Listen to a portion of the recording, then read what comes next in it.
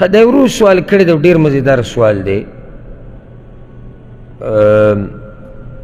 وی کوم خلک چې احادیثو پورې ټوغې کوي او خاندي او ردونه پې کوي، هغوی یو روایت ذکر کوي او په هغې پورې خاندي او مذاق کوي، داسې خبره د منلو ده.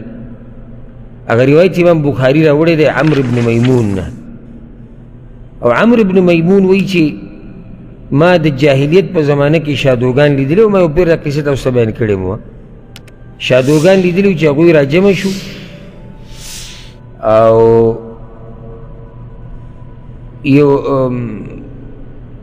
یوې چې دی هغه پکې رجم کړه، د دې د لاسه چې هغې زنا کړې وه.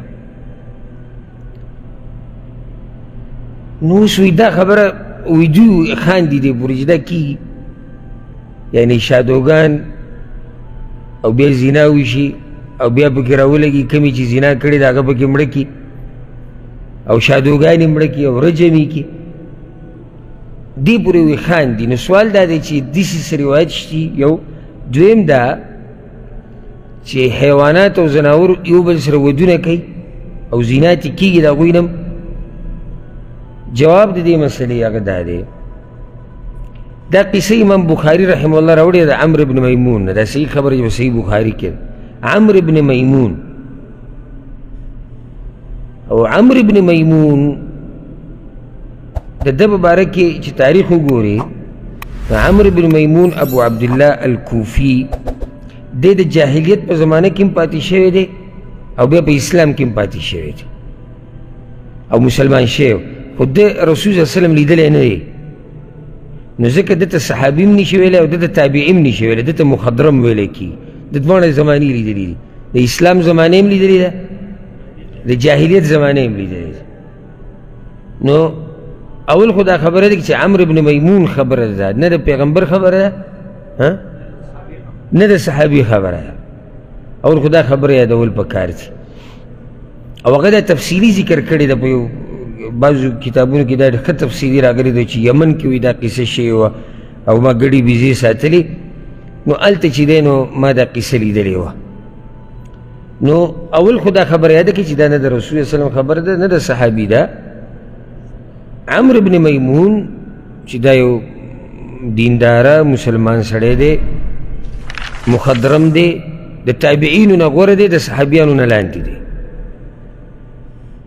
امام بخاري صرف دغه خبر را نقل کړې ده چې د په جاهلیت کې دا خبره لیدلې ده او سند د عمرو بن میمون پورې خصیح دی.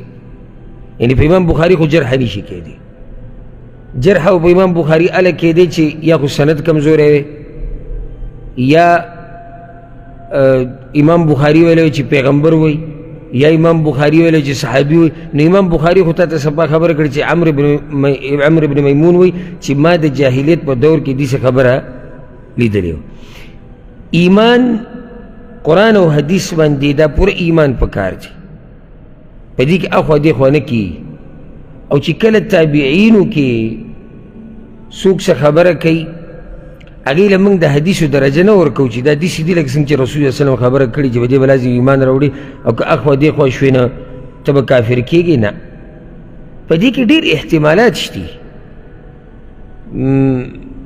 داسې هم کېدی شي لکه اوس یو کس دا ویلی شي چې عمرو بن میمون د شادوګانو په خبرو څه پوهېدو، ده ته څه پته ولګېدی چې دوی رجم کوي او د زنا د لاسه رجم کوي. دا د هغه ګمان دی چې د شادوګان چې راجمع شوي دي او دا یو وجني، نو دا هغه ته دا نتیجه راوویسته چې دا زنا یې کړې ده او دا رجم کېږي. یو علیم تیر شوی دی تأویل مختلف الحدیث، هغه یو کتاب لیکلی دی ابن قتیبه الدینوري رحمه الله. هغه وایي کوم خلک چې د حدیثونو پورې خاندي او دا روایت ذکر کوي نو هغوی ته موږ دا وایو چې اول خو دا نه د پیغمبر خبره ده نه د صحابي خبره ده. عمرو بن میمون یو قصه ذکر کړې ده او کیدی شي عمرو بن میمون دا قصه داسې لیدلي چې شادوګان راجمع شوي دي یو په کاڼو باندې ولي وجني، نو هغه دا ګمان وکړو چې ده به زنا به یې کړي ځکه یې وجني، ځکه چې دا لازم به ګمان کړي خو په ژبه نه پوهېدو. او وایي کیدی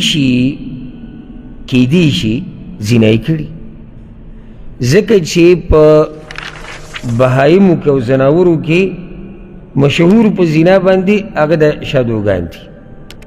او د عربو یو متل دی، عرب متل کوي لکه چې کم سړی زناکار وي والعیاذ بالله ډېر، وایي دی د شادو نه هم زیات زناکار دی. عرب دا متل کوي. نو شادو کې دا بیماري ډېره زیاته ده. نو کیدای شي عمرو بن میمون په دې باندې لیدلي. بیا داسې هم کېږي چې دا زناور هم یو بل له سزاګانې ورکوي، دې کې هم څه تعجب نشته.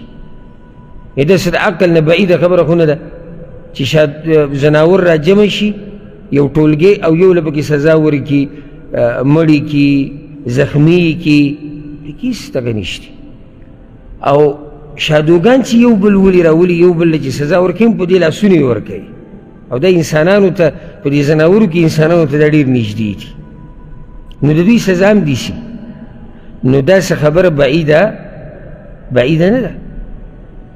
بل دا چې دا شادو یعنې په دې نورو زناورو کې بدل دی، داسې بدل دی چې ډېر خویونو کې دی انسانانو ته نږدې دی. نو دا به عمرو بن میمون لیدلي او هغه ته دغه راوویستو، دې کې څه عیب نشته.